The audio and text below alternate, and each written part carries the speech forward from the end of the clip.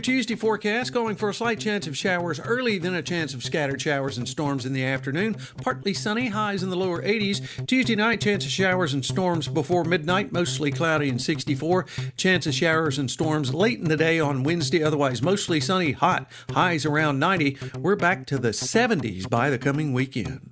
From BlueRidgeLife.com, I'm forecaster Tommy Stafford. Now back to Joe Thomas in the morning.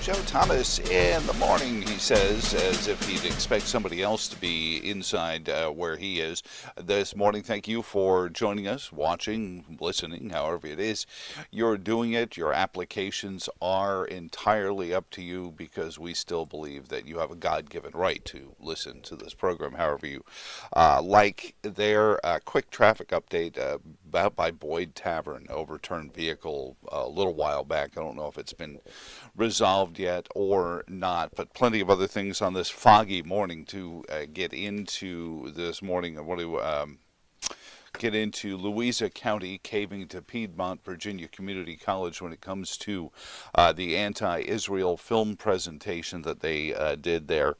Also, there's going to be a vote coming up in Shenandoah County regarding Confederate names on schools. The Virginia Democrats for the 5th District held a forum in which they said, we're fine with any one of us, just we have to go beat Bob Good.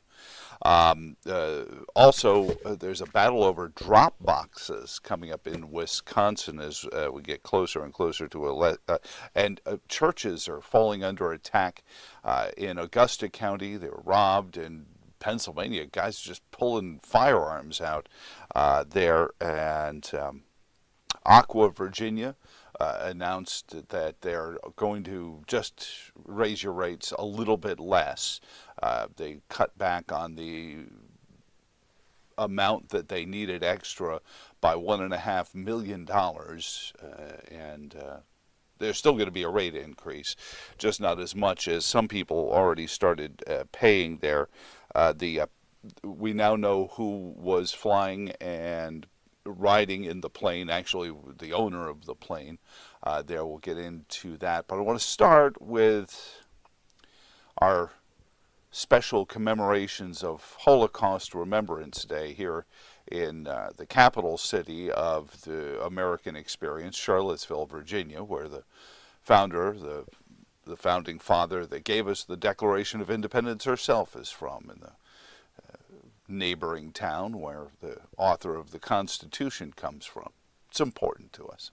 So on Holocaust Remembrance Day, the Charlottesville City Council, of course, held a special get-together, and by special, I mean, capitulating to the protesters from the University of Virginia grounds, because after the University Police and Virginia State Police came in and started arresting people on Saturday, the folks at the university were outraged, of course. They've made bond, most of them. I think the last one made bond yesterday, but they needed someone to protest to. So, of course, they went to one of the most involved organizations in this whole affair. That is, of course, the Charlottesville City Council, who are during their community matters. The next speaker is M. Gunter. Hello, counselors. My name is M. Gunter, and I live off Jefferson Park Avenue here in Charlottesville. I'm also an anthropology student at the University of Virginia, where on Saturday I watched riot police from the university, Charlottesville, Albemarle County, and Virginia State Police descend on my university, where my peers and I have been peacefully protesting Israel's ongoing genocide of Palestine since last Tuesday afternoon.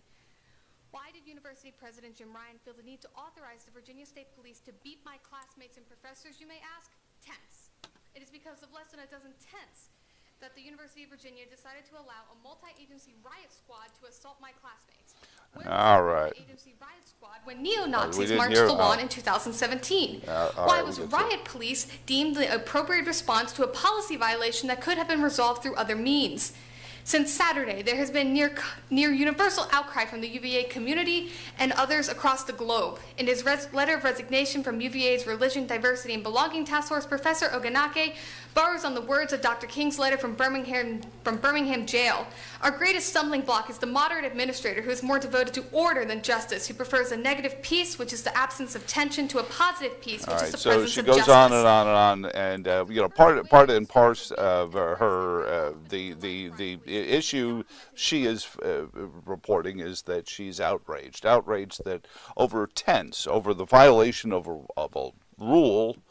The police came in and declared an unlawful assembly. This is the anarchists speak. I'm not going to give her more time. She goes on and on and on about how her classmates were just there protesting genocide. And you hear in the rhetoric what is going on. This is the narrative being twisted into we, the people who will show up in a cafe and blow up everybody, are the oppressed ones. And understand that there is an important codicil that obviously these folks at the university don't understand. Thou shalt not murder. Before there was an Isaac or an Ishmael, there was thou shalt not murder. And the reason they were at Charlottesville City Council was because they needed someone who was going to be a friendly ear. And Charlottesville City Council is renowned for being anti-University of Virginia anyway. So these skulls of mush decided that this would be the place to hold their plea for some sort of retribution against this mean university who just enforcing their rules rather than allowing for justice to be, and by justice we mean making any Jewish student feel very afraid, unless of course they recant their religious beliefs and join us, which would be okay then, I imagine. This is the voice of the modern American terrorist. It is do what I want or I will blow you up. Do what I want or I will beat you up. Do what I want. Whether or not you say there's a political reason for this, which there isn't, we're allowing, without debate, these issues to go on. We're allowing people like this to go out there and say, we're just protesting genocide. Well, certainly genocide. Where were you in Darfur? Where was this protest for genocide? Tom Garrett and the folks who make the documentary Exile, if you look up Exile, the movie, on the internet, you'll see the coming attractions reel for this wonderful documentary, still in the works, but it's about genocide everywhere. Where were these protests? Where were these protests of the ethnic cleansing, the pits full of burning dissidents in sub-Saharan Africa? Where were these university encampments? Where were your tents then? See, I don't have a problem with protesting genocide. I would just like some consistency in the process. I don't think it's unfair. I protest slavery all over the world. I mean, people say, oh, well, we need to protest slavery that happened 150 years ago. What about the slavery that's happening right this minute? Kind of quiet about all that. So people say, oh, Joe, you just hate them because they're anti-Israel. No, if they're anti-genocide, I'm anti-genocide. So show me who's committing the genocide, who's committing these atrocities, and let's go protest them. Let's go divest from them if that's what you want. And by the way, great piece in the Cardinal News on how the divest campaigns are not as easy as you think, and have way more consequences than you realize, especially as it comes to retirees and those folks who might be counting on their 401ks. And that's not to jump into a tangent, but this was the dark brilliance of the ESG movement. The ESG movement was to say what you invest in really, the profitability of what you invest in is really not nearly as important as the importance of what we've determined what you're investing in. That what you've invested in has met our standards. And those might change. Those might change. They might be different in 10 years. Don't count on them all being the same forever. But just earning money for what you do, that's passé. And we started down this road during COVID, when people started to become celebrated for doing things without asking for compensation. And each time I'd say, so how are they going to pay their electric bill? They shouldn't have an electric bill. This is a wealthy country. No, it's a free country full of prosperous people. But the country itself, aside from its own fiscal mismanagement, was never designed to be a wealthy country holding on all of its own money and sharing it with those who they determined met mustard.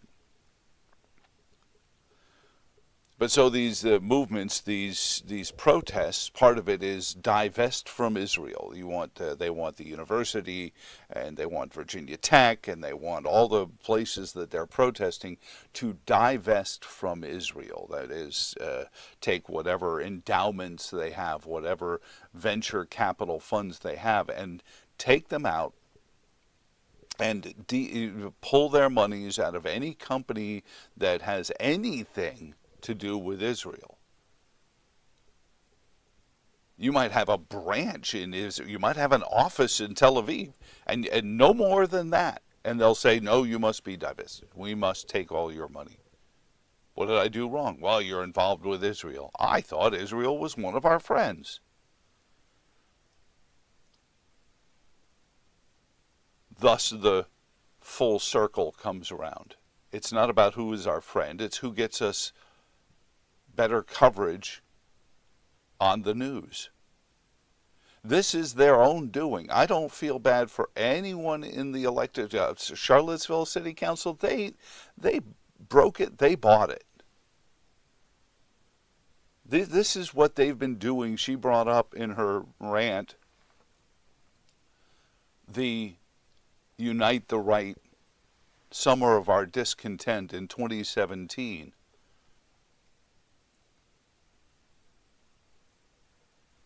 The City Council of Charlottesville brought that on themselves through capitulation, through hand-wringing, through the inability to have an intellectually honest conversation about a damn thing in an effort to look popular, to give the right answer. I don't even care about the right answer so much as I care about asking the right question. So you're against genocide, you say.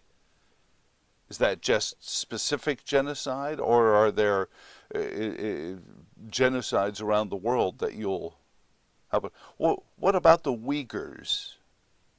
Are you going to protest China next? Are you going to protest the ethnic cleansings going on in China? What about Turkey? You okay with that? You see, it's very simple.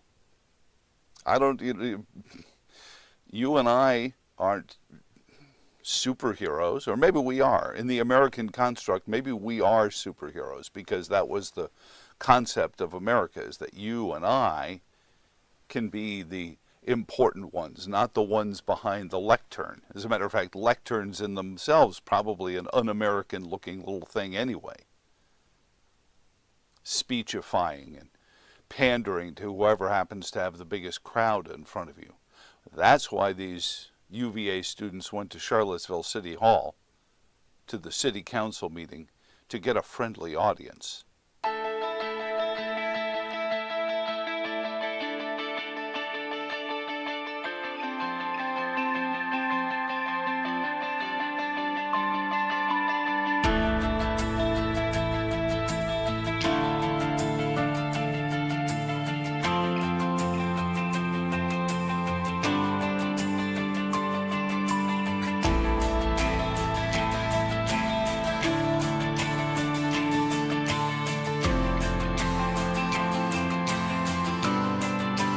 This is the Racing Wire Minute with Brian Belansky.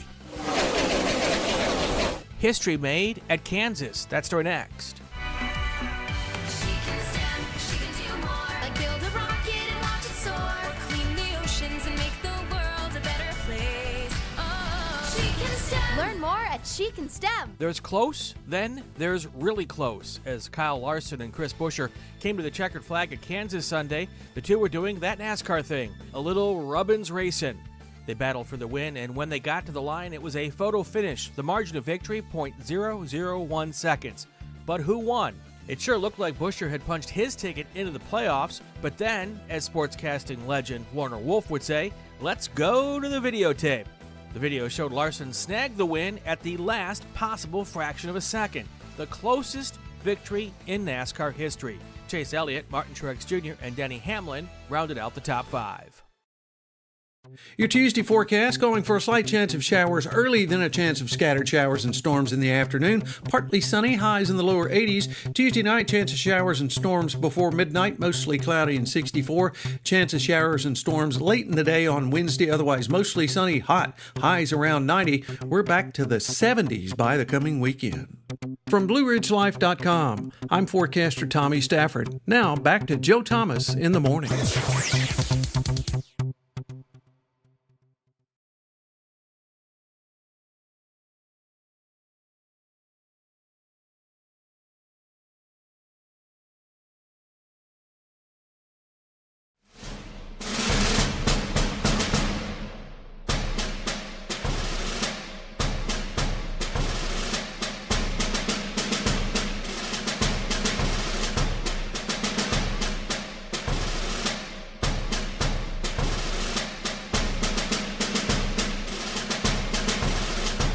Joe Thomas in the morning. So many ways for you to do what you do with us. And you can, of course, email to jtinthemorningradio@gmail.com. You can also call 434-882-4217. You leave a voicemail there, and then we'll play your comments or your questions back on the broadcast, and then answer whatever questions you may have. Also, you can comment both on the Rumble and YouTube chat functions there if you're able to do that, as Jim did here. What about Hamas? What about what Hamas did to Israel? Apparently that's okay with the selective skulls of mush. And he's speaking about this young lady who addressed Charlottesville City Council last night because they were looking for a friendly audience. And City, Charlottesville, Albemarle County, and Virginia State Police descend on my university where my peers and I have been peacefully protesting Israel's ongoing genocide of Palestine since. And of course, no, a chance to question, and of course, in violation of multiple UVA codes, which she does get into in a moment. Last Tuesday afternoon. Why did University President Jim Ryan feel the need to authorize the Virginia State Police to beat my classmates and professors, you may ask? Tense. And, of course, when she says beating, she means tussle with the people who wouldn't comply with a lawful order.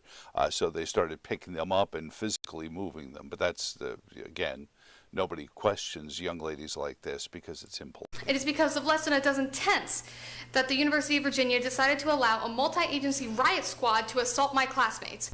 Of course, these are tents that, regardless of how many of them there were in violation of the university rules. Where was this multi-agency riot squad when neo-Nazis marched the lawn in 2017? They didn't, well, there is reasonable evidence that they did know about it, and they didn't do anything about it, and there's plenty of guilt and blame to be had there, but there's not a moral equivalency. Why was riot police deemed the appropriate response to a policy violation that could have been resolved through other means? Despite the 3 days of trying to resolve it through other means, but that's okay. Saturday, there has been near universal outcry from the UVA community and others across the globe. So we're not right, but we just have a lot of people who agree with us. His letter of resignation from UVA's Religion, Diversity, and Belonging Task Force, Professor Ogunake, borrows on the words of Dr. King's letter from Birmingham jail.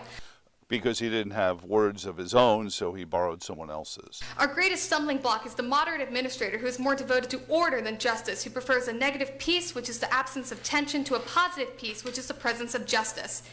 Justice being what we want. After the first wave of students were beaten and arrested, I walked between the line of riot police and students, documenting the conduct of the officers who were beating my friends.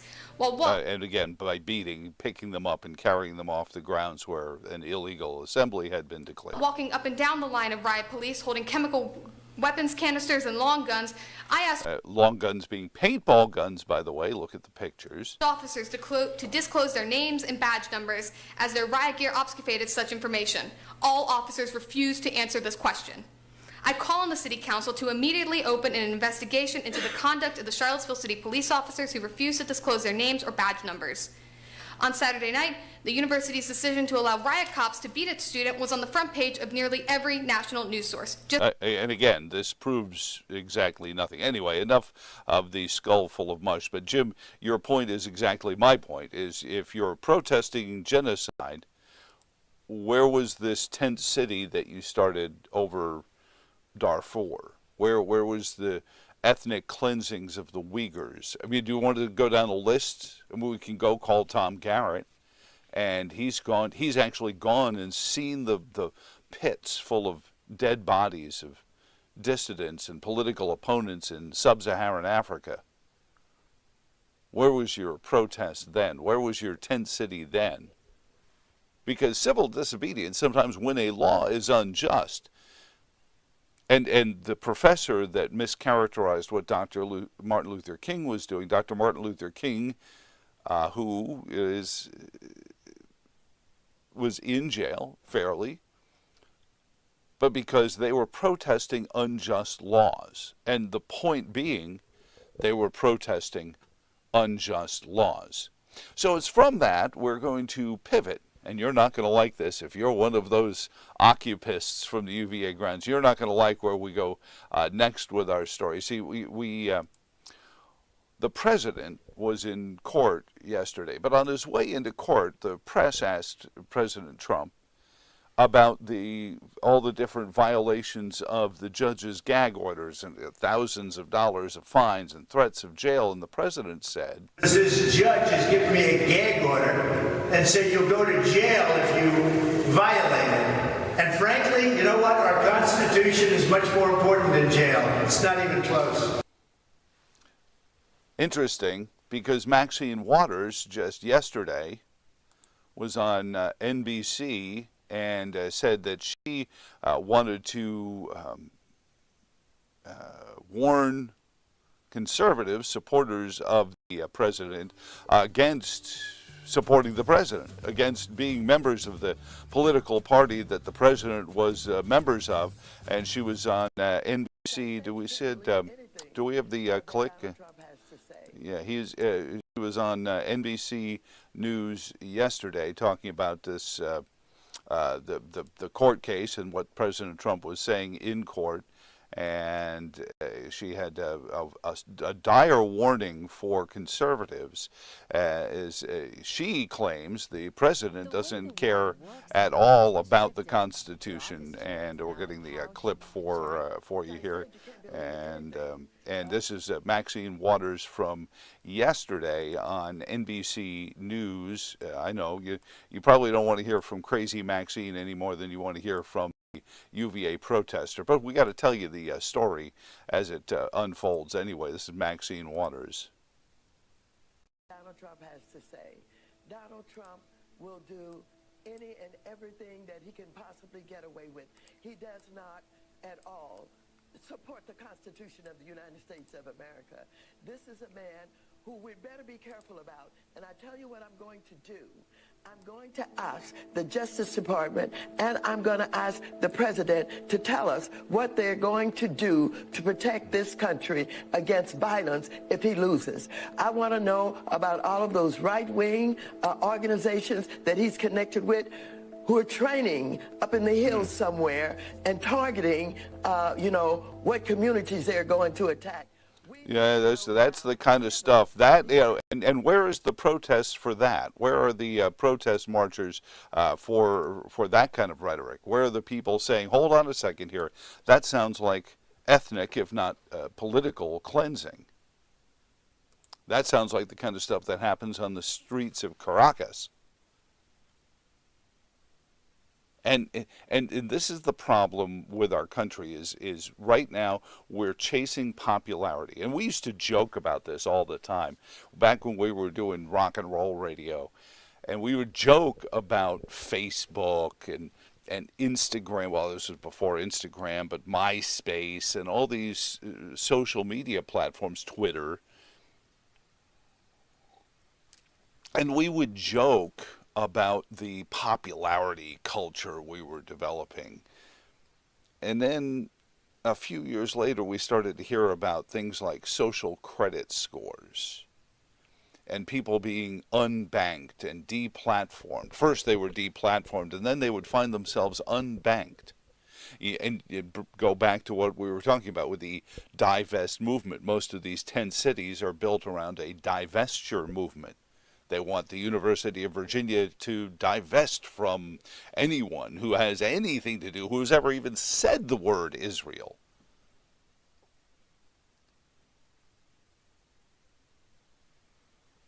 If you've been to Israel, you'll get unbanked by these people.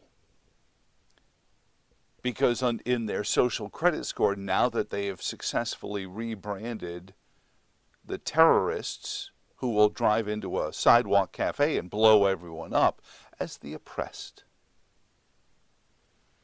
They've made an immoral equivalency to the protesters who would march across a bridge in Selma, Alabama, because we had laws that said they weren't allowed to go into certain places or live in certain neighborhoods. We had laws on the books written mostly by Democrats. Just look up the work of Senator Harry Byrd in Virginia, the Byrd Machine. If you've never heard it, go look up the Byrd Machine. Look up the massive resistance, and all the other Democrat-led racist machinations. But these were laws written on the books that said, you can't go there. Well, where is the law that says a Palestinian, quote unquote, a follower of Muhammad? Where's the law that says they're not allowed to go someplace? Where's the law that says an Islamist is not allowed to hold a job in certain industries or in certain places or date certain people? Where's that law that you're protesting? Or you're protesting genocide, but just selective genocides, I guess.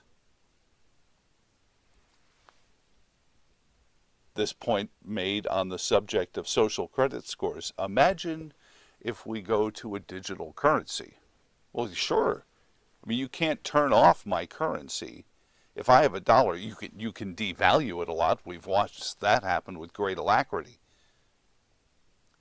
But if you have a digital currency, you can just shut it off. You can say, I'm sorry, you can't spend that on that. That's the ultimate of the unbanking movement. And we've watched unbanking happen. We've watched the social credit score get used in your credit applications. Tell me if you filled out a credit application in the last 5 years and it didn't ask you for your social media accounts. I'm serious.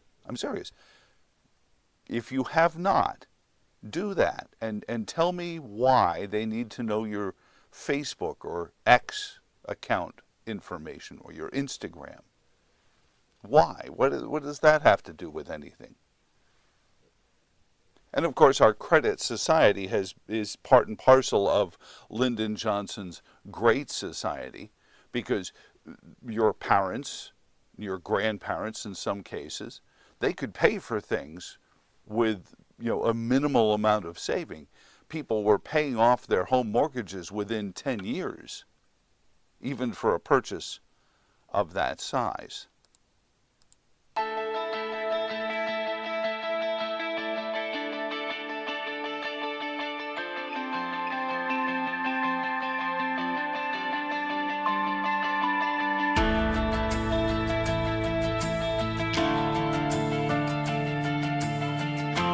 Your Tuesday forecast calling for a slight chance of showers early, then a chance of scattered showers and storms in the afternoon. Partly sunny, highs in the lower 80s. Tuesday night, chance of showers and storms before midnight, mostly cloudy and 64. Chance of showers and storms late in the day on Wednesday, otherwise mostly sunny, hot, highs around 90. We're back to the 70s by the coming weekend. From BlueRidgeLife.com, I'm forecaster Tommy Stafford. Now back to Joe Thomas in the morning.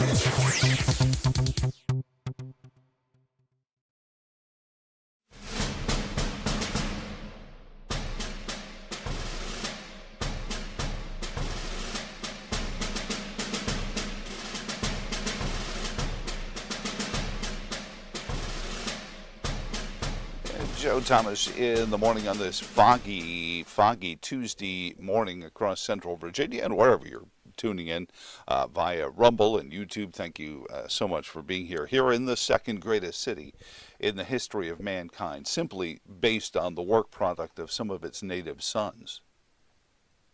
Galilee is going to take the gold no matter what, but Charlottesville, I think, gets the silver medal. And for the most part, because a lot of the work done by those Charlottesvillians of several hundred years ago were based on what the kid from Galilee did anyway. So derivatives are derivatives, doesn't make them wrong. 434-882-4217, how you can join us. Emails come into jtinthemorningradio@gmail.com. Chuck Smith, U.S. Senate campaign, Tim Kaine on the protesters, on the divestiture movement and all of that. We'll get into that with him. Also, Sherry Owen from the Alzheimer's Association of Central and Western Virginia. She's their walk chair coming up. But I want to pivot to another story, this one from the weekend, Sunday morning's fiery plane crash in central Virginia. Of course, the crews responding, that's the crash right there, and that's the flight pattern. We now know who was flying that plane when it crashed in Fluvanna County, and whose plane it was actually, and the pilot was named, hang on a second here. Oh, I'm sorry. The pilot's name was John Latham of Prince William County, and the passenger and owner of the plane was 73-year-old Neben C.A. Ayavor. I knew I was going to bollocks this. Ayavor. Neben Ayavor of the Fairfax, Burke County, I think is the Burke area. The plane came down and went, and it was interesting. I said, well, who are these folks? Neben Ayavor is, it's anti-money laundering and anti-financial terrorist consultant. He works in that, and as a matter of fact, found a presentation that he had done, it was up in the cloud, called Managing False Information. And this was what his job was. His job was to help businesses and banks mainly fight false information and of course identify uses of money that would be going to terrorist organizations, help in the government tracking of these folks, and how that money moves into the hands of people who would seek to do us harm. And a tragedy that befell these two gentlemen, but it was Mr. Ayavor's plane that Mr. Latham was flying when apparently it started to come apart over Fluvanna County, and they tried to get to a place where they could land, but The folks at the NTSB are still investigating it, but I was looking through his work. He's considered and is actually considered a fairly highly esteemed person in the field of fake information and anti-money laundering banking. They're well thought of internationally in the world of doing that. Also, Louisa County, on the subject, back to the evildoers internationally and divesting, and there may be a common thread you might sense. So Louisa County, last week we reported to you that they had bravely said, we're not sending our contributions, our normal cut, into the budgets of Piedmont Virginia Community College because they had an anti-Israel event and movie screening, and I guess Monday morning they had a meeting with Piedmont Virginia Community College's president, who said, "Oh no, it wasn't anti-Semitic at all."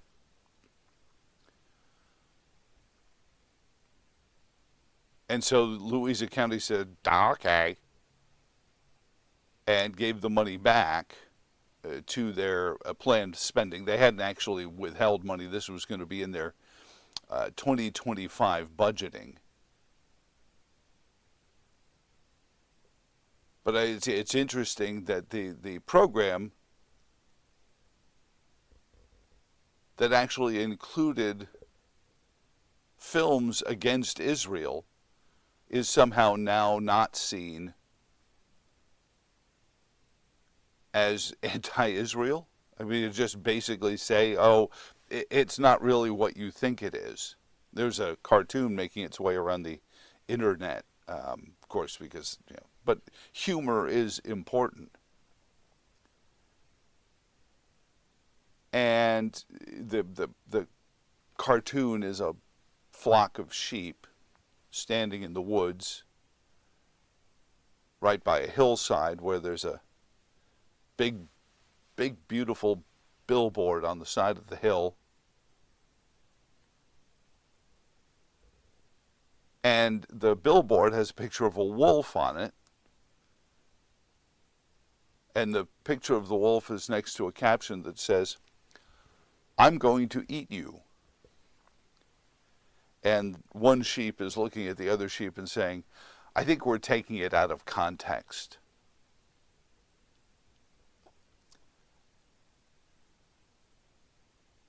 And believe me, everyone has a right to follow their pursuits.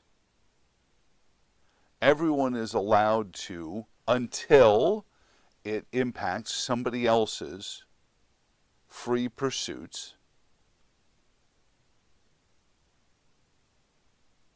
allowed to pursue theirs. That's the nature of our country.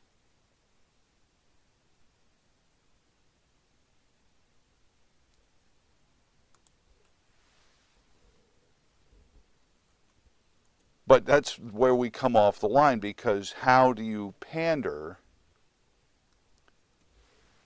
How do you pander if you're just allowing people to go about their day's business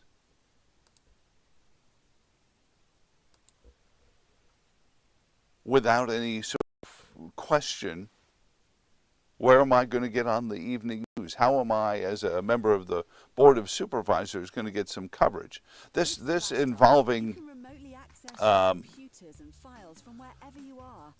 the film that was screened was called Israelism.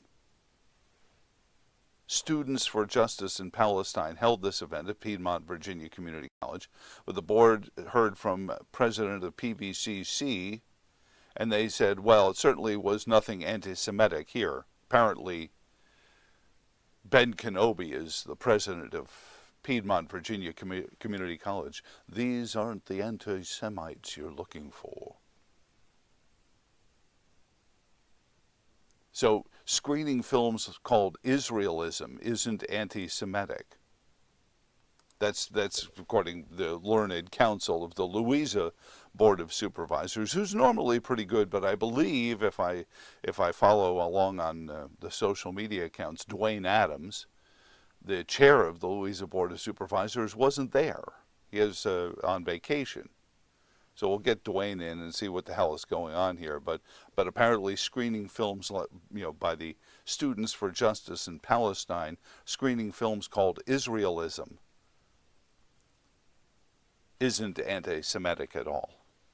So they get the money back. Meanwhile, churches across the area are getting assaulted and attacked in frightening ways. In Augusta County, a church was robbed, and they have security footage. The Augusta Sheriff's Office is hoping to find the perpetrators of the robbery there. But in Pennsylvania, shocking video, and of course, it's shared all over social media because it's shocking video of a guy just walking down the aisle in the middle of Sunday services and pulling out a firearm. Now, the minister dives behind the pew, and several other parishioners wrestle the assailant to the ground. But this is, I believe, this fruit that these podium jockeys have planted, the seeds. If you're anything like my family, this is garden season. This is get the plants, get the starts. You've gone to fifth season and your local family farm and gotten some tomato starts and your cucumber starts. So this is what is going on when these podium jockeys, who probably couldn't care less what they say about an issue, they just know that they need to say something, and their consultant, their re-election consultant, has told them, this is what you should say, because this is going to get you on the most TV, this will get you booked on This Week with Huntley and Brinkley or whatever. And so they go out and they say it, and they walk away, and some of my favorite political satires portray the elected office holder as an adult nitwit. Whether it's Spin City or Blazing Saddles, the dumber you can make, the less connected you can make an office holder look, the more accurate I have found it to be. I actually had a conversation with an office holder not all that long ago on the proposed Virginia constitutional amendment that would allow abortion for whoever, whenever, for however long. And it was proposed at the beginning of this past General Assembly session. And this member of the Virginia Senate said to me, well, at least the governor will veto it.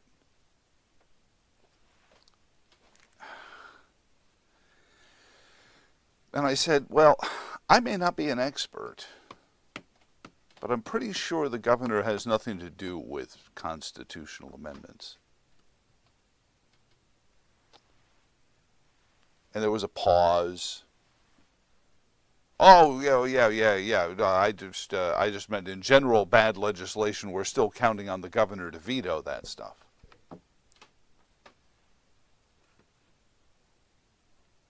I guess that's part and parcel of why my favorite phrase when I hear it from behind a lectern is my esteemed colleagues.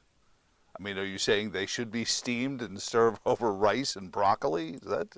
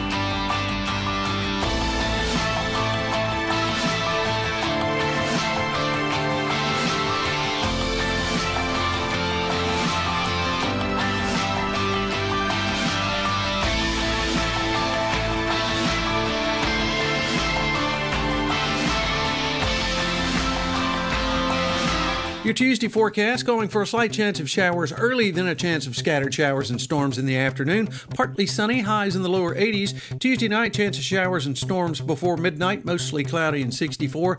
Chance of showers and storms late in the day on Wednesday, otherwise mostly sunny, hot, highs around 90. We're back to the 70s by the coming weekend. From BlueRidgeLife.com, I'm forecaster Tommy Stafford. Now back to Joe Thomas in the morning.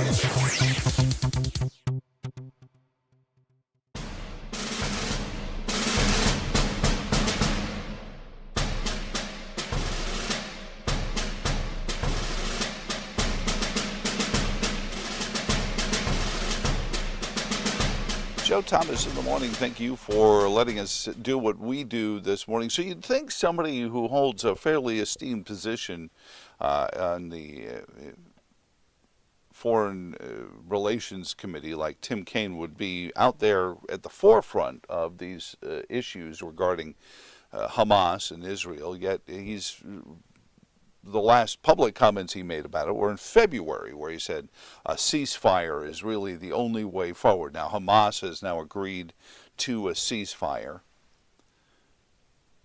And we're going to get into this with Chuck Smith, who is one of the folks who would like to run against Tim Kaine there. He was on TV last week saying he didn't think the National Guard going onto these college campuses was a good idea. Probably because he's old enough to remember the last time the federal government did that, and it didn't turn out so well before either the National Guard, the university students, or the elected officials who were in office at the time there. However, you would think that an issue of this great importance would be something that somebody on the Senate Foreign Relations Committee would have a thing to say or two about. And so you have to be struck by the itching question as to why Tim Kaine wouldn't want to have something to say about this. A couple of comments coming in on the university protesters going to Charlottesville City Council. There, Joe, I want to know what Michael Payne, city councilor, said about it, because he wants UVA to start paying their taxes, which of course we know isn't what UVA does, but I know that they're not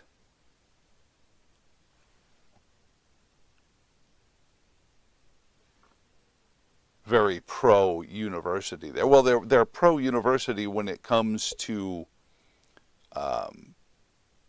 getting their money, because they see this massive endowment and say, you're not paying your property taxes. And they blame the university. This is what I was getting at as we went into the last break. The blame game that these elected office holders play is how we wind up at each other's throats. Because we're told that because you don't have enough money because of that guy. So go get him. Had nothing to do with me. Just him. That's the disingenuity of what these elected office holders do now.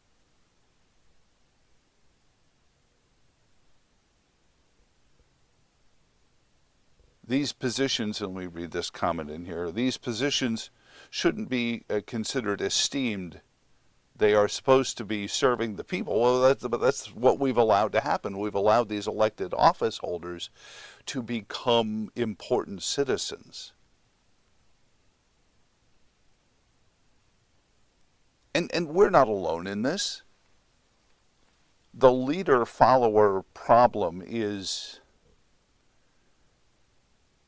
historic.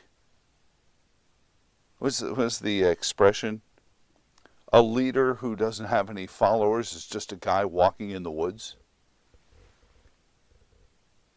But moreover than that is, what is it we're asking them to do? Because American governance should be very simple. Should be. I don't know. Craft laws that, pardon me, determine what the punishments are for somebody who transgresses someone else's God-given rights. Make sure the resources are available for the justice system to thoroughly and correctly find those people, have their trial held publicly so that all can see that justice was served, and go home. Thank you, we're done. Yes, you build up, the defenses for those who would seek to do a country like ours harm, because we are constructed to be different. But we're busy. We're busy people. I've said this before, and I'll say it again because not everybody listens every single minute. There's a wonderful turn in one of the Douglas Adams books. As you can tell over my shoulder, I'm a fan. As you can tell by the end of every program, I'm a fan. But there's an important point he makes in one of the books, and it's done with humor. An alien named Slarty Bartfast has landed on Earth, and his spaceship is sitting there next to a cricket pitch. And nobody sees it, or nobody does anything as if they see it. And it was not because he had an invisibility field, and the book goes on to explain that it was much too hard to create an actual invisibility cloak.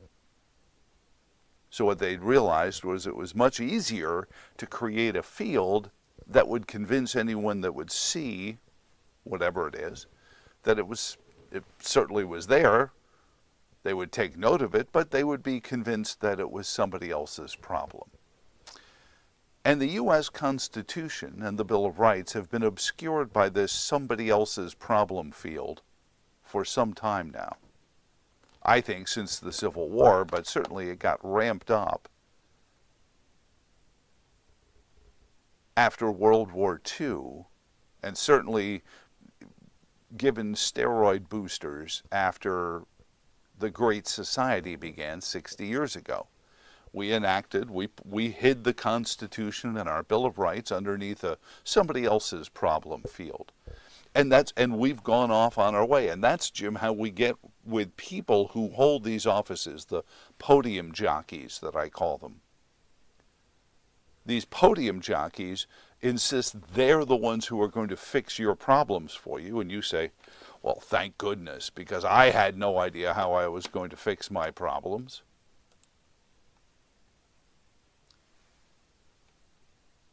And there you have it. The institution of somebody else's problem field. There are poor people, somebody is sorting it out. There is violence, somebody is sorting it out. There's injustice, meaning somebody doesn't have what I have or everything that they think they should have. Somebody is sorting it out. Somebody will figure it out for us. And that's how we've lost our grip on a society that was founded on the idea that we're the bosses and that they are, as you pointed out, just there to serve the people. But even that phrase, Jim, not that I'm picking on you, what does serving mean? Because the authoritarians will say, well, I'll bring you stuff. It's the old Abbott and Costello. You a public servant? Well, go get me some water.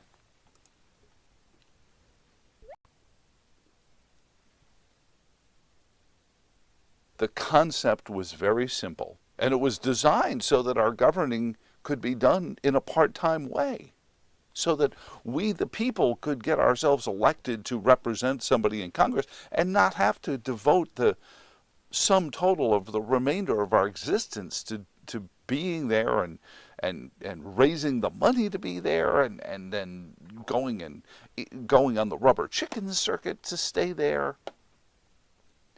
It was designed so that we could do this on a part-time basis.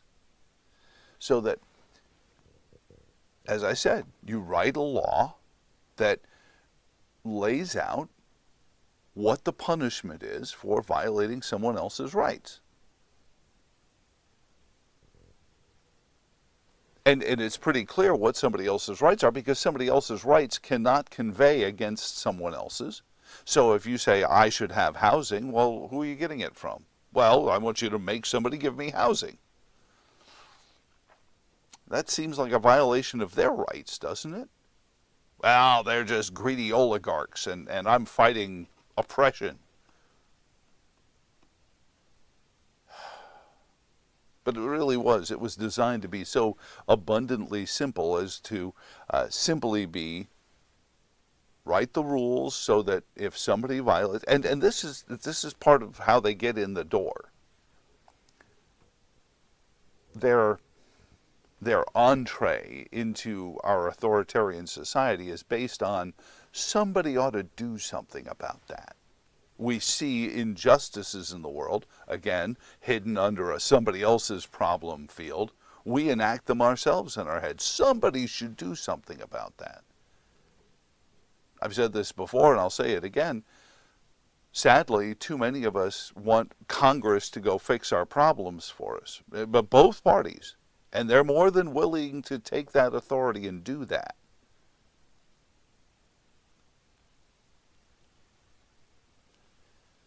But they can't, because we're not constructed to do that.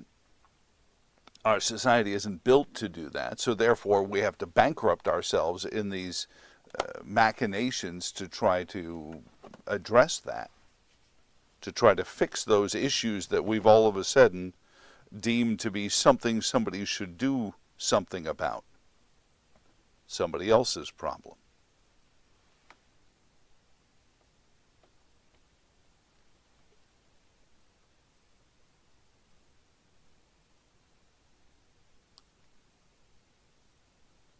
Anne writes in, it takes 3 weeks to develop a new habit, and I think I've got this now watching online. I appreciate you tuning in, and we definitely want to get you back on about your book, 7 Days in Carrington. Good to hear from you. I'm glad you're getting the habit of going into Rumble and YouTube.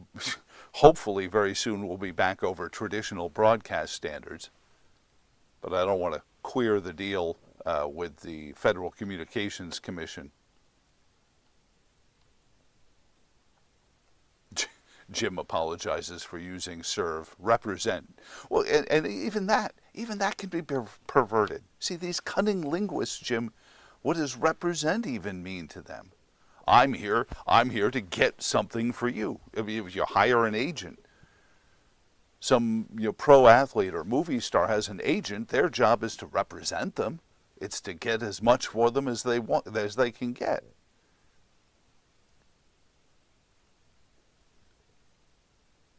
It is simply, and this is our conversation with Wayne Cruz last week. He's got a piece out at competitiventerpriseinstitute.org, CEI.org, that is the Artificial Intelligence Bill of Rights. And unlike Joe Biden's unending string of Bill of Rights, it simply protects artificial intelligence from the government, which is what our Bill of Rights was supposed to do as well.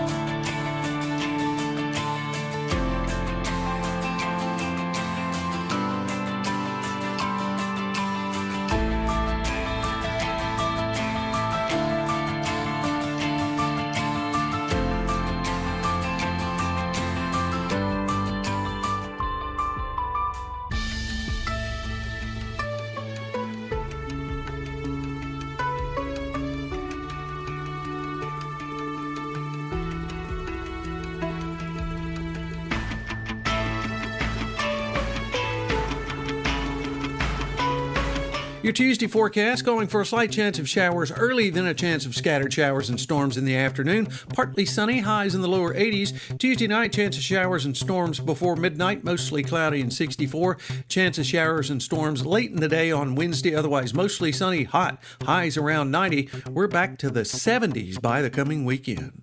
From BlueRidgeLife.com, I'm forecaster Tommy Stafford. Now back to Joe Thomas in the morning.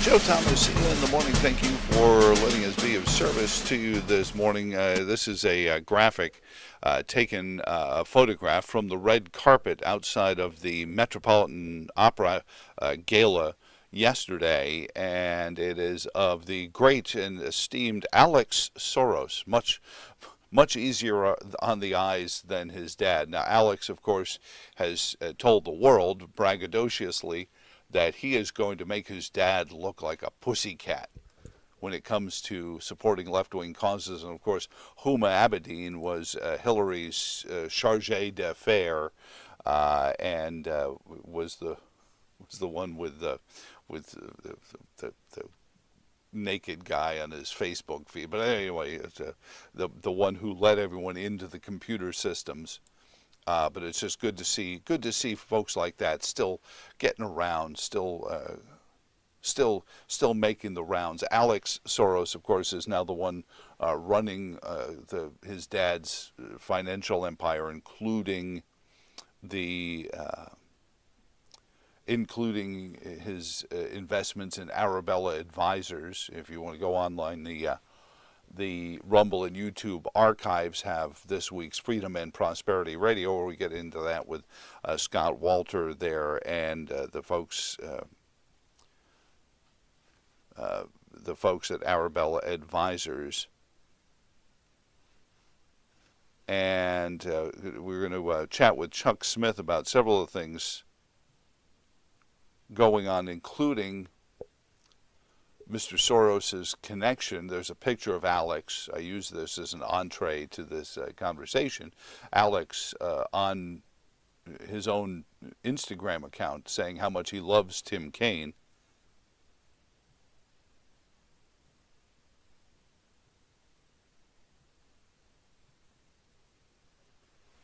But you shouldn't infer anything from that. Nothing to see here. It's not like, and here's the interesting thing, and I think Jonathan Emord was telling us this the last time he was on, again, back there in the archives.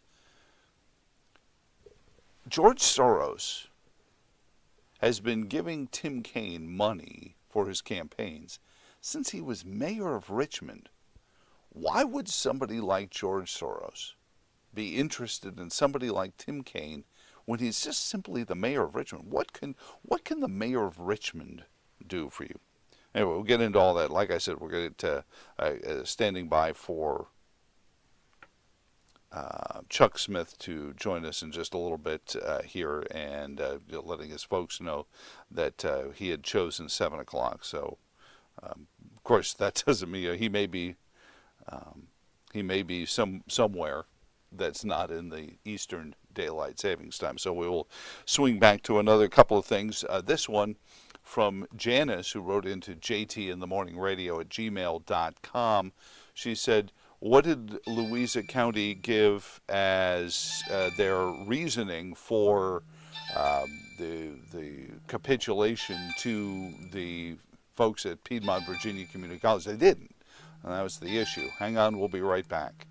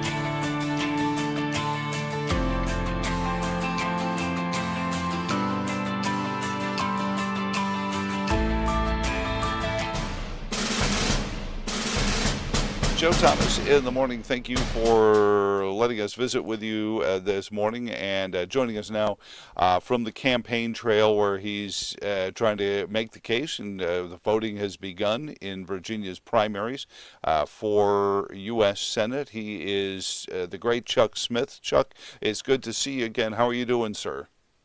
I'm doing absolutely fine. Thank you so much for having me on the program this morning. Well, we appreciate it. How has the campaign trail been treating you? Oh, it's fine. It's on fire. We've got some great people working for us. We're getting our message out. We're letting people know that in order to beat Tim Kaine, we need their support, we need their donations, and we need their faith. Is it we were trying to get into this whole issue embroiling our college campuses, University of Virginia, Virginia Tech especially, but across this young people who are being manipulated by outside influences to protest on the side of terrorist organizations. Yet here's Tim Kaine, who holds a fairly esteemed position in the foreign relations world, has been remarkably quiet over where he stands on this. Does he need to be called out on the where he sits regarding Hamas and Israel? Oh, absolutely. I think silence is an admission that he's in favor of it. He's not doing anything to stop it. He's taking a position which, in my opinion, is against the values of this country, against the freedoms that Americans share. And if he's not going to stand up and talk about it, if he's not going to defend America, if he's not going to take a position which is consistent with the values, the Constitution of this country, then he should just step down. It's no place for a sitting United States. Well, Chuck, let me then go to the next point then. So what does Senator Chuck Smith try to lead the charge to do in the U.S. Senate regarding support for one of our few allies in that part of the world, if the only one? Well, absolutely. We stand up. We speak out. We take positions which support Israel. We take positions which are representative of the values of this country. We cannot have elected people sit on the sidelines and equivocate whether they're going to get involved or not. Again, I think silence is an admission that the status of what's happening right now is going to continue. There are people who are talking about this country, that they should be saying good things about this country. Well, so, and obviously we're struggling with so many bigger things. There was just a poll out that said 82% of Americans see the economy as the biggest existential threat. What does Chuck Smith, the senator, need to do to rein in the amount of money that's diluting the value of what we have in our pockets? I think you hit it right there. We need to rein in the things that we cannot afford to spend. We don't need more wars. Pointless and endless wars. We can't fund those things. We've got people who are dying on our streets. We have homeless who are on our streets. We have people in the hospitals, our seniors in nursing facilities. Our taxes are skyrocketing. Inflation is out of sight. We need to rein these things in. I think Donald Trump put it best. We cannot be the world's policeman. We cannot take care of others until we make America first. Chuck Smith is on with us running for the U.S. Senate. Primaries voting is going on right now. Do you need volunteers? Do you need folks to man the polls for you while this is all going on?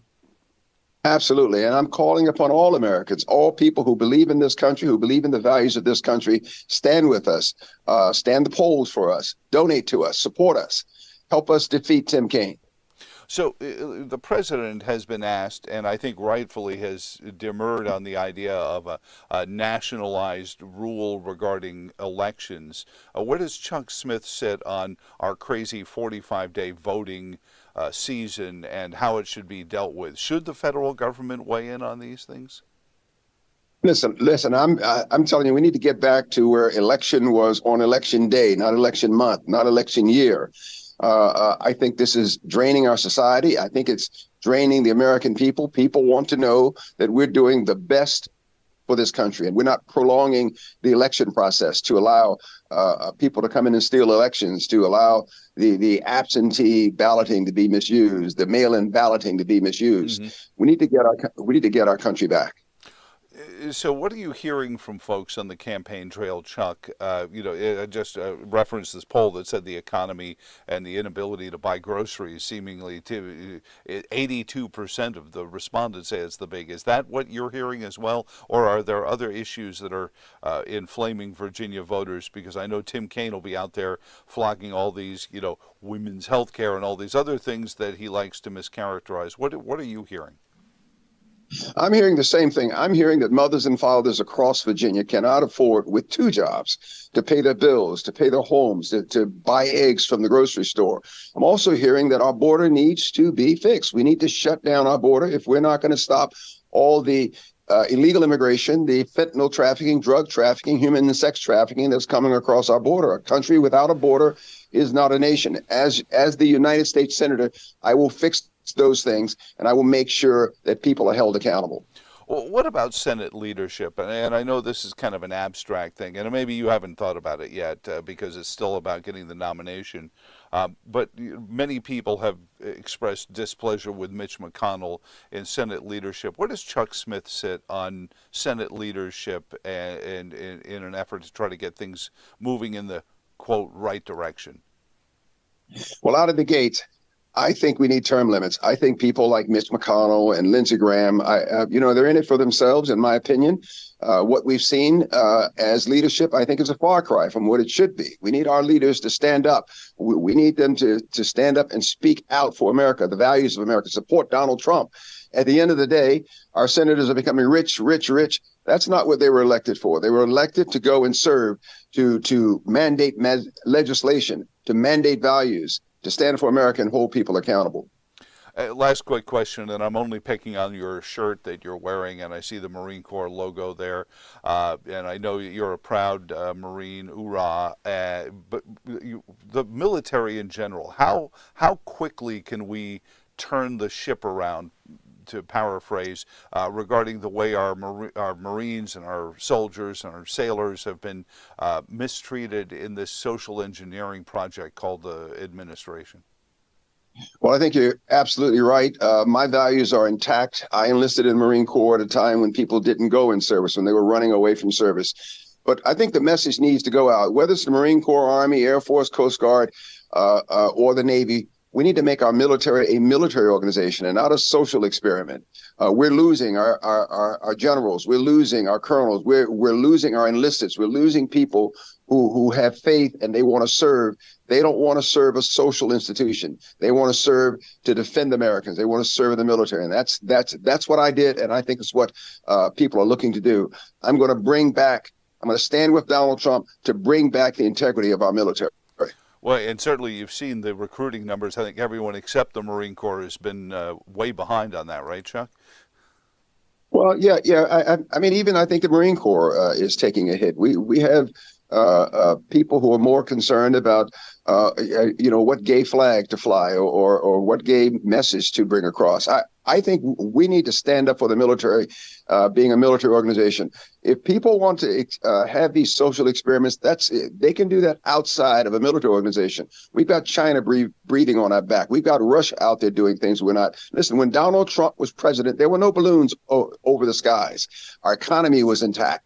Our manufacturing jobs were growing. The lowest unemployment rates throughout American history existed when Donald Trump was president. I'm going to stand up for Donald Trump and support his policies in the United States Senate. At Chuck Smith for U.S. on X, and of course, Chuck Smith, the number 4 Senate on the internet. Chuck, thank you so much for joining us and taking a little time out from the campaign trail this morning. Thank you so much. Again, I would encourage our supporters, people who believe in this country, get behind us, donate to us, help us defeat Tim Kaine. In my opinion, I think we're at critical mass. We need to do something about that, and that's what I intend to do day one in the United States Senate. God bless you, sir. Safe travels, and we'll talk to you again very soon. Thank you so much. I appreciate it. God bless. Joe Thomas in the morning. Thank you for joining in with us. Running a little behind, so we're go get Mac and his notebook in here, so that we can find out what's been going on in the world, in the field where they play for pay, as Howard Cosell used to say, and we can say that about college campuses as well this morning. So thank you. What do you? And we've got 5 great candidates, all running for U.S. Senate now, and in various forms, funding from various places, and so they are hopefully going to get to the finish line with some semblance of themselves still intact, so that they can have some resources to face Tim Kaine, who has been just raking in money, and in part and parcel as to why they haven't. You haven't seen a lot of him lately, because he has been out there doing the fundraising two-step. Joining us now with notebook firmly placed in hand, he is the great Mac McDonald. Good morning, Mac. How are you doing this morning, sir? Well, good morning, JoJo. Just when you think there's nothing to talk about, there's plenty to discuss. Boy, Tony Bennett going crazy in the portal. That'll be just a tease. We'll get to that in just a second. Adding a little power to the lineup. All right, tongue-in-cheek. TJ Power, as in from Duke. Talked with John Freeman yesterday, the play-by-play guy, who was my first intern, doing an outstanding job for the Who's, by the way. And John was saying, yeah, it's the Tony Bennett philosophy now. Look for a 5 stars not playing. So that's what you do. Anyway, the reigning NBA world champions, blown out at home. They're down 2-0 in the Western second round. And the Knicks, 2 beneficial calls down the stretch. New York has a game 1 win in the Garden over the Pacers. All right, one at a time. 121-117. Jalen Brunson props. 4th straight 40-point game. 14 of 14 at the line. 43 last night. 21 in the 4th quarter. Oh. But a Pacers steal turned into a kickball call that was deflected by Aaron Nesmith's hand, not kicked. Official crew chief Zach Zarba admitted we missed it. With 12.7 seconds left and Indiana down 1, Pacers big man Miles Turner called for setting a moving screen. Are you kidding me? Yeah. Borderline. The Rick Carlisle coaching staff challenged the call, but it was upheld. And you can't challenge a kick ball. So anyway, a few seconds but you can't challenge a screen call. Okay. A few seconds with the Pacers head coach taking the high road. I don't want to talk about the officiating. We're not expecting to get calls in here. It'd be nice if they laid off that one, but they didn't. So, that's just the way it goes. We challenged it. They reviewed it. They got a bunch of people in New Jersey that agreed with them. So that's just the way it goes. So, we got to learn from that too. That's a timing play. Both guys are involved, so we'll have to execute that better next time. Aaron told me he hit his hand, but I don't know if it did or not. His leg moved a little bit, so they assumed it was a kick, but I don't know. I don't know that it was. Wow. The playoffs. Yeah, that's basketball, I guess. In Denver, the Nuggets blown out 106-80, as I said. The Wolves, Anthony Edwards and Karl Anthony Towns each had 27. Denver was 29 of 83 from the floor. Again, another Virginia disciple, because Coach Malone, Mike Malone, from the staff of Pete Gillen. All right. So Timberwolves had a 43-18 stretch in the first half. Series resumes Friday in Minneapolis. Have you seen what the Twins are doing? 13 of the last 14. 3-1 over Seattle last night. Nats Orioles tonight, game 1 of the Beltway Series. Phillies have won 10 of the last 11. They're 25-11, a 3-game lead over Atlanta. They finished a 4-game sweep of the Giants, winning 6-1. It is the best 36-game start since 1993, if you're keeping. All right, NCAA tournament golf, UVA women finishing day 1 in 4th, 1 over 289. Celeste Vainho shoots a 3 under 69. Now, the abyss that is the transfer portal has occupied the Cavalier men's basketball team. Duke forward TJ Power, who was recruited heavily by UVA and UVA was the second pick, but he ended up going to Duke. Didn't get much playing time. he's back to Charlottesville, at least not back, but back. And FSU's Jalen Worley also coming. Now, yesterday, San Diego State transfer forward Elijah Saunders and K-State transfer guard Day-Day Ames had official visits on Monday. So the portal now, Tony Bennett just got together, gathered his staff and said, okay, here's what we need to do. We need to bolster this roster.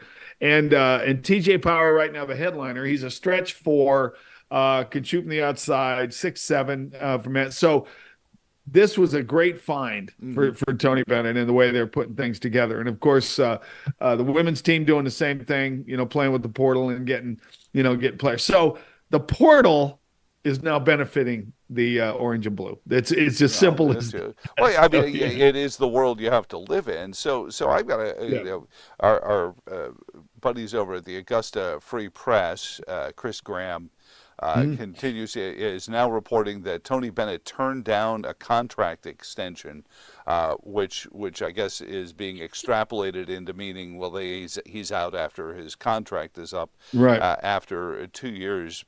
But that's still 2 years. I mean, it's not like he's walking out in 2 weeks. This is it. Yeah, and the thing is, coaches, I think when agents get involved in whatever, and let's see what happens this year, again, and if things get too crazy, he pulls in Nick Saban. I mean, again, I'm on the outside looking in, and, I don't sit down with Tony Bennett and talk about contracts and that kind of thing. But I know from a general, from coaches talking contracts and things have changed so much. I mean, things change every day now with that. Well, you mentioned, last week at this time, we could have said, what's Tony Bennett doing? Because there was nobody. Everyone transferred out and nobody was there. Yeah. And then there's this feeding frenzy of people signing up and showing up at the grounds. Well, this is what is, again, it's the way of life. And the next thing that we talked about last week, what's gonna happen now is the NCAA is going to take a long look at the nil thing. This is really not a nil deal for these kids. These guys are going, hey, I can get playing time here. And so, when you've got 4 and 5 stars that are getting 3 minutes a game, maybe 14, 15 games a year, instead of being part of the whole schedule, they're going, like TJ Powers, I can just hear, I'm a 5-star. I was recruited by Duke, and Duke, of course, Duke is Duke, as Pete Gillen would say, and they just keep stockpiling and keep recruiting. But now all of a sudden you got all these kids on the bench that can play almost anywhere, and Powers will probably be a perfect fit for UVA, TJ Power. So that's. It plays out that way, and that's why you stare into that portal, you match the portal, you watch the portal, and that's why you have graduate assistants now, and that's all they do.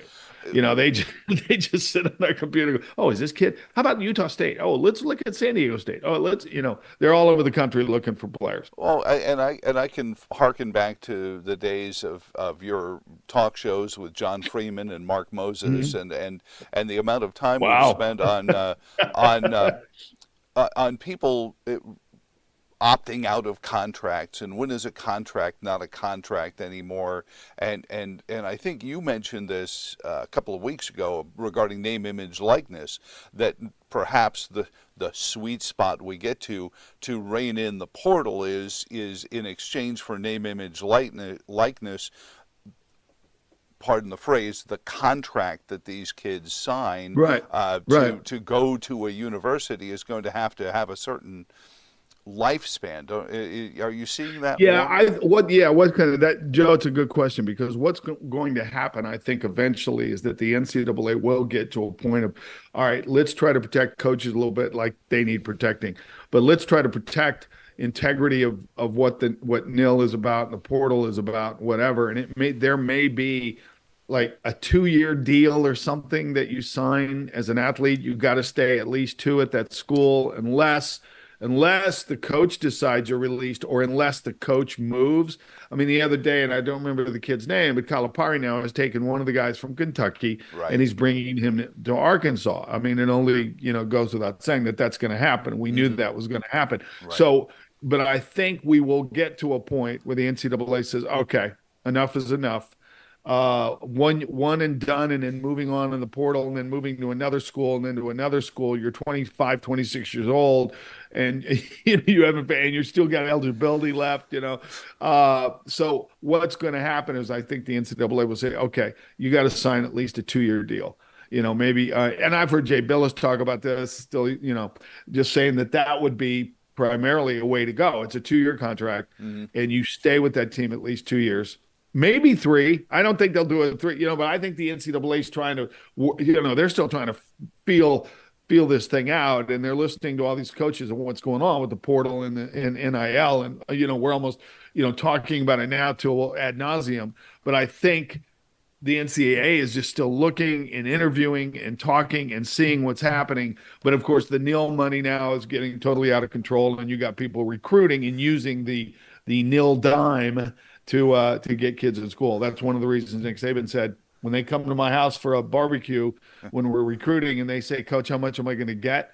And the moms are asking Miss Terry Saban, how much is my son going to get?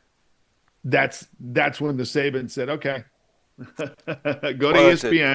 Yep. Go have fun on College Game Day," because that's where we're going. Well, and that's, I just got this email. It struck me funny.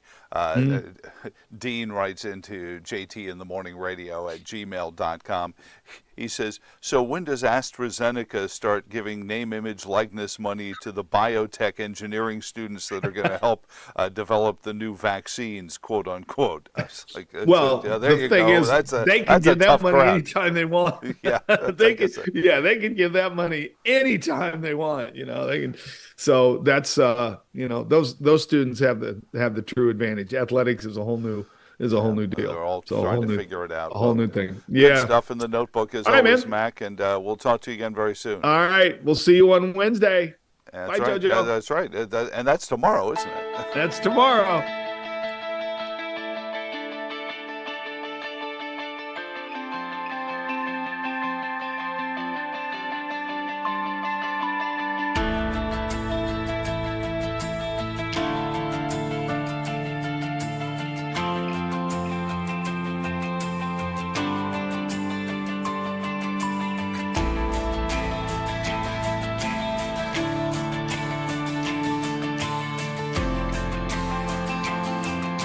Your Tuesday forecast calling for a slight chance of showers early, then a chance of scattered showers and storms in the afternoon. Partly sunny, highs in the lower 80s. Tuesday night, chance of showers and storms before midnight, mostly cloudy and 64.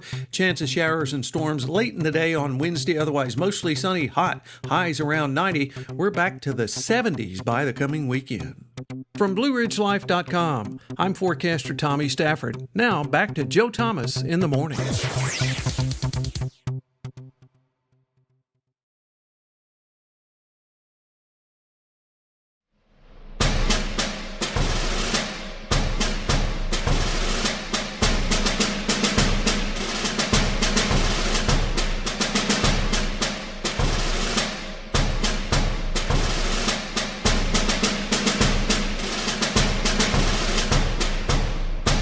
Thomas here in the morning. Thank you for letting us visit with you and doing the two-step here on Rumble and YouTube and wherever else. I mean, people are sharing it, and I've got a laundry list of different platforms.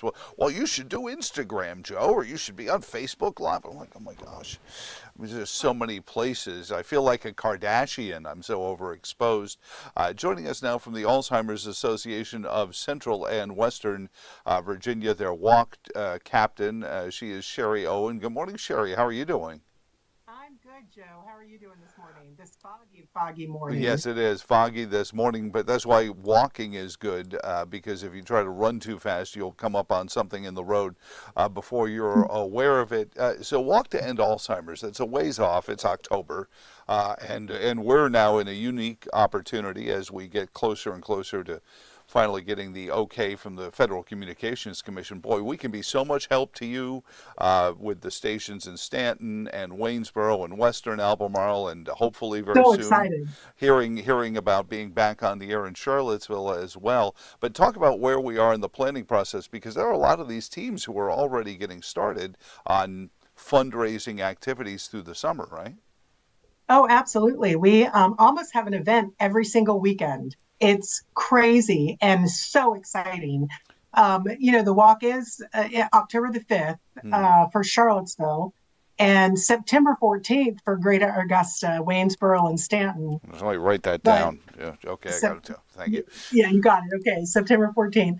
But I mean, everybody has been planning. So to give you an idea, October the 6th, the day after the walk, we'll start planning for the next walk because it's so big and there's so many pieces that go into it. But we are actively recruiting teams right now, actively recruiting sponsors. I'll be over in the Valley later today, talking to sponsors and talking to people about teams. So right now we've got about 45 teams registered in Charlottesville. I'd like about 100 more. We're looking for about 145 teams. We had 120 last year, so I know that we can do it. And people are just super excited about it. And last year I was, live from the Charlottesville walk, and you say 120 teams. My gosh, it was so well organized. I mean, it was just, and the folks at Centaur and the campus there, it didn't seem. I mean, there was the throng of people, but it was so well. I mean, the pavilion where you were and everything else was so well laid out that it didn't seem, untenable. I mean, so certainly 20 more teams would fit in very nicely. Oh, absolutely. We had a little over 600 walkers last year. We were hoping to hit about 800 this year, but we're going to walk through again with the Centera team on Thursday. We're going to do a little different this year. We're going to make the walk route a little bit longer. Okay. And so, if you're familiar with that campus, the sidewalks and the walking paths go well past Martha Jefferson down towards State Farm Boulevard. But we're going to do it for those that are able to do it, and we'll have a shorter route that people can cut off if they're not able to do that. So we will make the walk a little bit longer. Oh, that's great. We've had so much, just so many people calling and asking how they can help. I'm still looking for volunteers. I'm an amazing team, a committee for Charlottesville. So, things are hopping. This is a busy time. Well, and certainly we're just approaching the longest day, which is the summer solstice and the fundraising activities there. But jumping in on the walk to end Alzheimer's, the summertime, and I remember for years this is always the case because people go on vacation and people are out of the office and who's around and oh my gosh, somebody's at a conference somewhere. So it's hard to pin down everyone you can possibly have on your team unless you give yourself enough time, right, Sherry? That's right, unless you give yourself enough time. For example, we're working very closely with the Sigma Kappas at UVA. Oh. We have registered 122 of them already for the walk. It's so exciting. They are challenging each other over the summer to see who can raise the most money. And when we come back in the fall, we'll have a big kickoff in their chapter. And we're having competitions between the JMU Sigma Kappas, the Virginia Tech Sigma Kappas, and the UVA Sigma Kappas. And we've got a traveling trophy that's going to go back and forth to the three. I mean, just super excited about things that you can do. So, when you're on vacation this summer, if you have a team, I mean, you're going to vacation and potentially see friends and family that want to support you for this particular event because you're walking in memory of someone. I'm walking in memory of my mother. I was her caregiver for 2 years prior to her passing.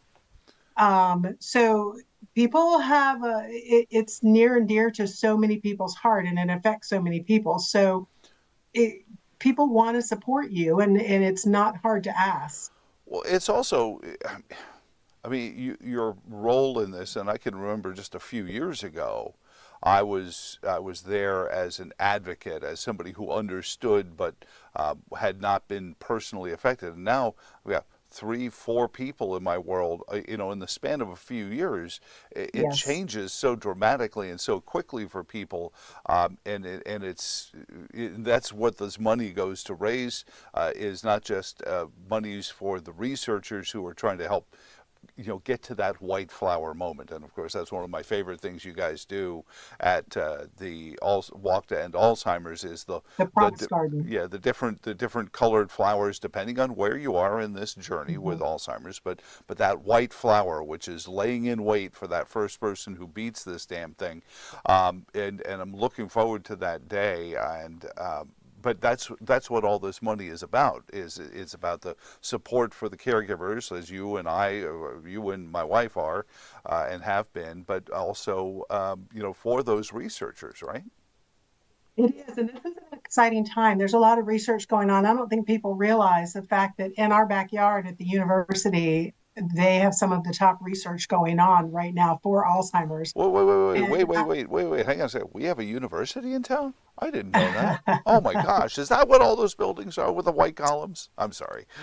Joe. And I think people sometimes get, the question I have is, where does the money go? And, last year we broke $100 million, which was amazing. And it is going back into the community, back into the research. So we know for a fact that the money that we raised, I was at an event this past weekend where they raised a significant amount of money, knowing that the money was going to go back into the research because it was going to be helping people who were affected. So where do people go to sign up? Is it just alz.org/walk? Should they go directly to the Central Virginia and Western Virginia chapter, CWVA? Where should people go to sign up and get started on this? That's a great question. So if they're interested in the Seaville Walk, it is alz.org/Seaville Walk. Okay. So, and that'll take them directly to our walk page. They can actually scroll down and see the teams that have already been established, see some of our top fundraisers. It talks about the teams, the company, and the participants. So it's very transparent. So they can see who already is on there. If they're in Stanton, Waynesboro, it's alz.org/Greater Augusta Walk. Okay. It has to all be spelled out, Greater Augusta Walk. But and then they can email me. I had 2 people email me yesterday. You can even go to the alz.org Central Virginia CWVA, and there's a spot on there that says I want to volunteer, or you can call me, or you can email me, and I can meet with you. We can have coffee, even if you have questions. So I am available anytime. So if you're out this summer, you're down at Virginia Beach, and you see somebody wearing a purple Speedo. I'm sorry, the image is stuck now. I'm sorry. Give me a second here to reboot. But if you see purple this summer, remember the Walk to End Alzheimer's, and get yourself a team together. And there's all sorts of different ways to do it. I mean, people get their own team T-shirts. You've got my dear friend Bill Rudd, who is a friend but also my insurance agent. And his golf team, I think his golf tournament was yesterday. Oh my goodness. Well, he knows how bad I am at golf. So he said he was reserving the spots for people who could actually play golf. And these are all ways you can do it. You can fundraise just through campaigning. You can fundraise through different events and things like that you do yourselves, or just have some fun and get people together for the event coming up September 14th in Augusta. In Augusta. And then on October, what was it in Charlottesville? October the 5th.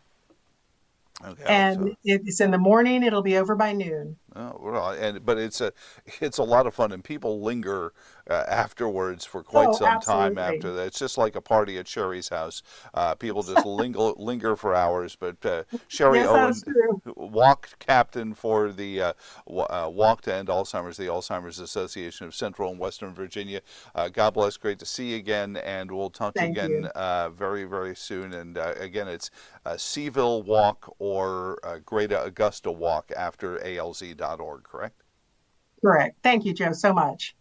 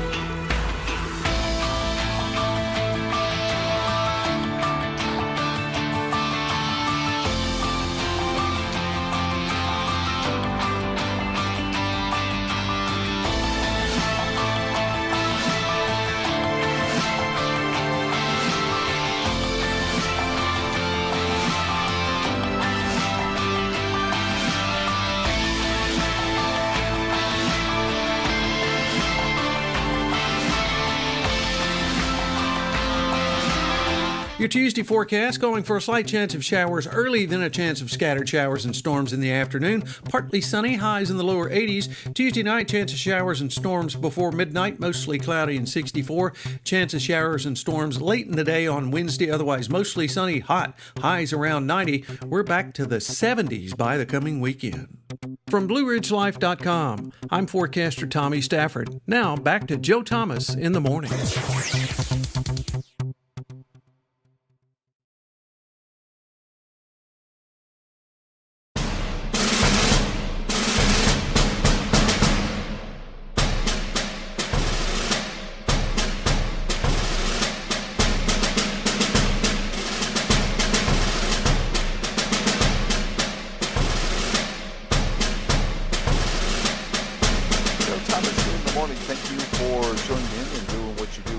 Each and every morning. I want to pivot back to where we started today's program, talking about the riots and the protests that were broken up over the weekend on the UVA grounds and all across the United States, continuing to embroil the disobedience, civil disobedience that they're hiding under, and the masks that they're wearing against Virginia law are indicative of many, many things. But we had this story from earlier this morning. This is from last night's Charlottesville City Council. And you may say, well, Joe, what did Charlottesville City Council have to do with what happened at UVA? The answer is nothing, but that didn't stop the activists from lining up to speak there. And Mr. For his service, what was his name? Yancey. That's at the end of it, too. The next speaker is M. Gunter. Hello, counselors. My name is M. Gunter, and I live off Jefferson Park Avenue here in Charlottesville. I'm also an anthropology student at the University of Virginia, where on Saturday I watched riot police from the university, Charlottesville, Albemarle County, and Virginia State Police descend on my university, where my peers and I have been peacefully protesting Israel's ongoing genocide of Palestine since last Tuesday afternoon. By the way, and by peacefully protesting in violation of several different rules and laws that they were clearly made aware of, but ignored anyway. Why did University President Jim Ryan feel the need to authorize the Virginia State Police to beat my classmates and professors, you may ask? Well, he didn't, because there's no such order, but it's not for me to defend Jim Ryan, but what he did is he ordered the police to clear the lawn of an unlawful assembly. Their behavior to the law enforcement officers is what wound up making it physical. Tense. It is because of less than a dozen tents that the University of Virginia decided to allow a multi-agency riot squad to assault my classmates. Where was this multi-agency riot squad? We'll get to that second question, because that's so the tents that she and her classmates were told they shouldn't put up because they would be in violation of the University of Virginia rules, and then they put up anyway. When neo-Nazis marched the lawn in 2017. Yes, our summer of discontent. Well, and there is plenty of scholarly research that says the University of Virginia did know that the David Duke reunion concert was going to be marching on the lawn, and yes, I think there is quite a lot of blame. So you can always find that little nugget of something in here, but the moral equivalency is lost at that point. It was a march, and it was ugly, and they were saying ugly things, and they should have been removed then, and they should have been removed this time. There you go. Why was riot police deemed the appropriate response to a policy violation that could have been resolved through other means? And they were actually just police, but they were in gear to protect themselves against what apparently became the all too predictable behavior of the occupiers. Since Saturday, there has been near universal outcry from the UVA community. And so therefore it should be decried because everyone else agrees with me. And others across the globe. This is a master's class in democracy, not democracy, but democracy, where folks like this young lady are out there saying, well, all these people agree with me, so therefore I'm right. No, not necessarily. You're not. In his letter of resignation from UVA's Religion, Diversity, and Belonging Task Force, Professor Ogunake borrows on the words of Dr. King's letter from Birmingham jail. Because he didn't have words of his own to say? So, or is he trying to make another moral equivalence? Our greatest stumbling block is the moderate administrator who is more devoted to order than justice, who prefers prefers a negative peace, which is the absence of tension, to a positive peace, which is the presence of justice. And see, here's the thing about administrators, is if they're administering a justly legislated law, then there is no problem. And in the case of Dr. King, they were protesting laws that said people weren't allowed to go particular places or marry particular people or worship in the same place as anyone else or interact in society equally. That's not the case here. But again, moral equivalencies happen pretty much at a breakneck pace when this stuff happens. After the first wave of students were beaten and arrested, I walked between the line of riot police and by the way, by beaten, she means picked up and carried off the grounds because they were the ones kicking and screaming at the law enforcement. But let the young lady continue. Students documenting the conduct of the officers who were beating my friends while walking up and down the line of riot police holding chemical weapons canisters and long guns, which were actually paintball guns. You can see. Do we have the picture again? Can we go back to the pictures from the protest? You'll see. Oh, right there. That's a paintball gun, right there. But it's a long paintball gun. And what's happening here is this idea that if we are violent enough, if we are disruptive enough, we will just get our way. And I find it, and I would like to hear from the black community, especially, if creating this moral equivalency to the civil rights movement. I've sent this clip of this young lady from the University of Virginia to my friends at Project 21, and hopefully we'll have some folks tomorrow morning on the program to weigh in on the black community's reaction to being dragged into the same ecosystem as Hamas and the Palestinian Liberation Army and that kind of terrorist organizations, Al-Qaeda, etc. And remember, and where is James Carville, who was comparing Mike Johnson and Christian nationalism to a more dangerous threat to America than Al-Qaeda? Because these young people are out there in support of Iran and Hamas and the people who would see the United States fall apart. And as that wonderful Russian dissident told us in 1984, not the book, but in the year 1984, Bezhmikov told us, he said, the problem is these academics, these university professors, they think they're part of the solution. We need to get that clip.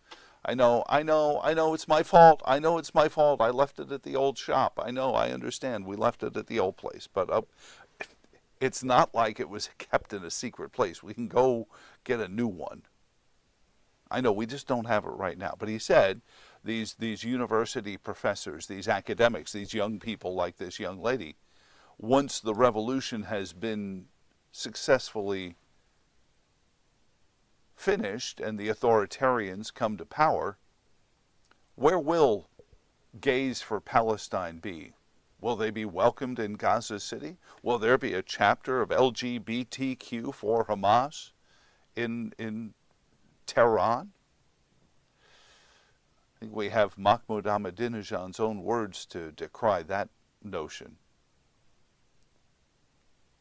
But this coalition of the damned, these people who are convinced that their place in the world has to come from someone else giving it to them, and that's the sad, real sad root of a lot of these folks, is that they truly believe that their place in the world has to come from someone else giving it to them. They'll give it to them, all right. They won't like it when they get it. And that's what happens with Marxism in all iterations. Is, folks like the disruptors on the University of Virginia grounds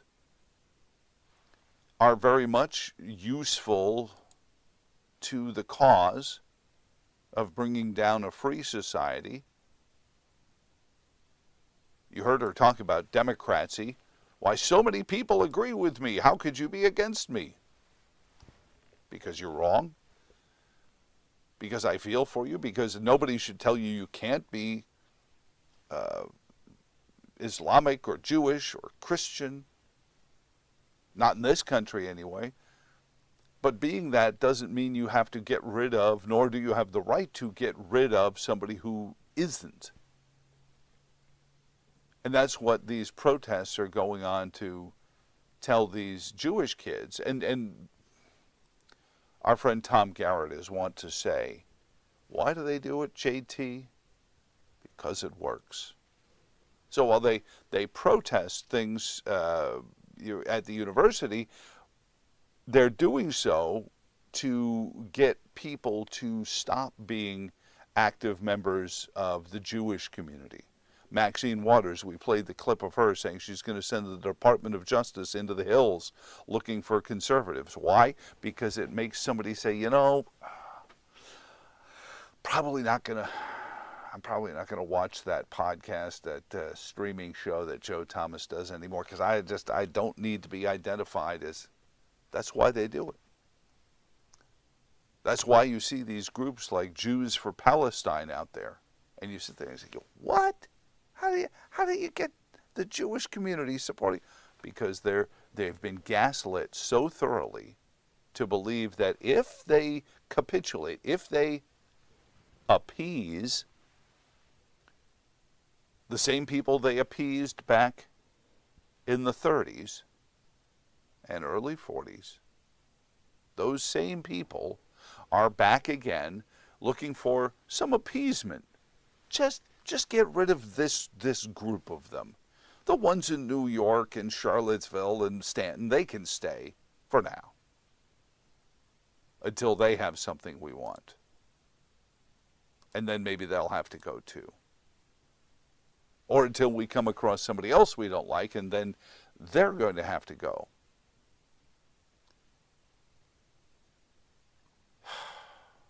And I know you love the clip of this young lady, but she brings up something else here that I think is important to our conversation on it. I asked officers to disclose their names and badge numbers as their riot gear obfuscated such information. All officers refused to answer this question. I call on the City Council to immediately open an investigation into the conduct of the Charlottesville City police officers who refused to disclose their names or badge numbers. On Saturday night, the university's decision to allow riot cops to beat its student was on the front page of nearly every national news source, just like numerous other college campuses these last 3 weeks.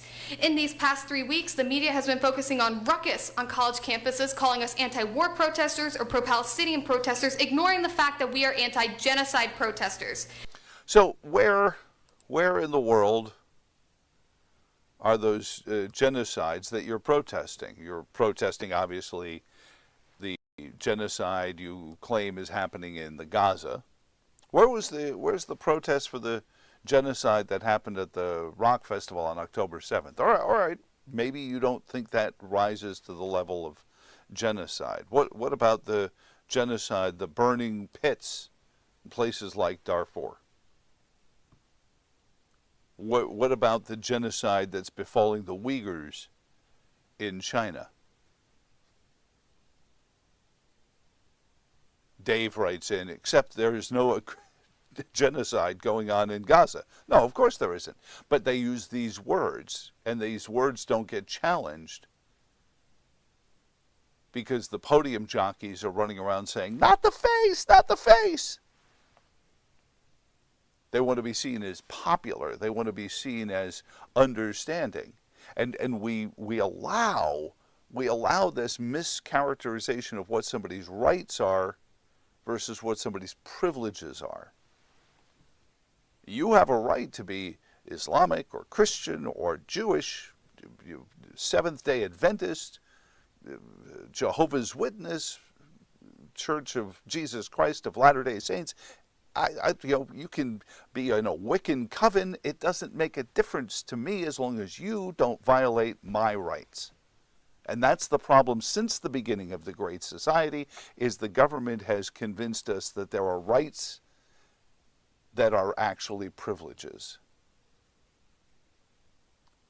And so when you see these young skulls full of mush and the university professors that are out there trying to support their behaviors, and in many cases suborn their behaviors, and I think that's a big part of this that you should be aware of, is that these folks are out there with their university professors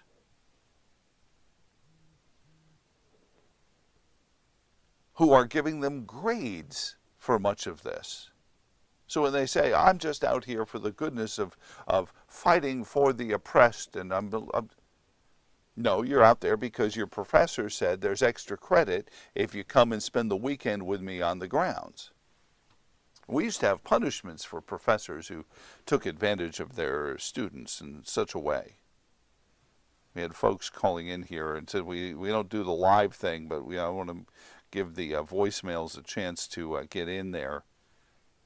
But perhaps we'll have to take your comments into consideration for tomorrow morning's programs as well. This last one email came in from Matt Kelly, who, a longtime listener, is sent this one in to us, and it was actually regarding other things that we were getting into last week.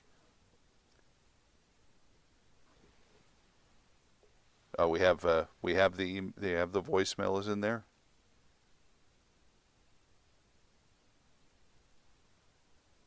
All right, we'll get John's. Big John is sending us this, so we're going to send it to the playback, and then we'll